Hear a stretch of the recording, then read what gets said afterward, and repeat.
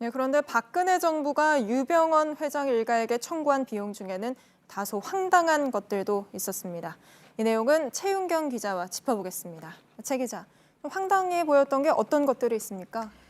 네, 그 수색 구조 비용이라면서 급식비, 숙박비, 특근 매식비, 자동차 유류비 등은 물론이고 예.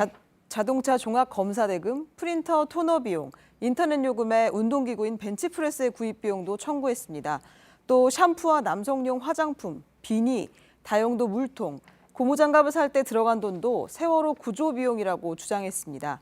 예. 국정조사에 들어간 비용, 공무원들에게 지급한 각종 초과근로 수당도 청구를 했는데 법원은 이런 것들은 사고 수습과 관련이 없다면서 배상 책임을 인정하지 않았습니다. 네, 이거 말고도 분향소 운영 비용, 그리고 뭐 추모 사업을 하는데 들어간 비용, 이런 것도 다 유병언 씨 일가가 내야 한다고 청구를 했죠.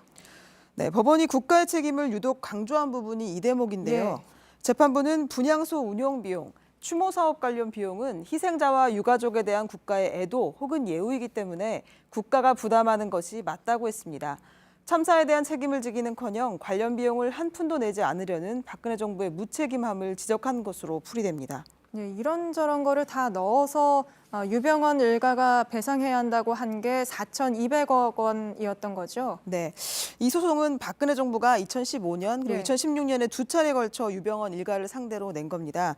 정부는 당시 세월호 참사에 국가의 책임은 없다고 주장을 했었는데 네. 이 때문에 4,200억 원이 넘는 사고 구조 비용과 수습 비용 대부분을 유병언 일가에게 청구한 것으로 보입니다. 네, 그런데 이번 판결에서도 국가가 책임이 있다라는 게 명확하게 나타났죠. 네, 국가도 해운사, 즉 청해진 해운과 세월호에 대해 관리할 책임이 있다고 인정한 걸로 볼 수 있는데요.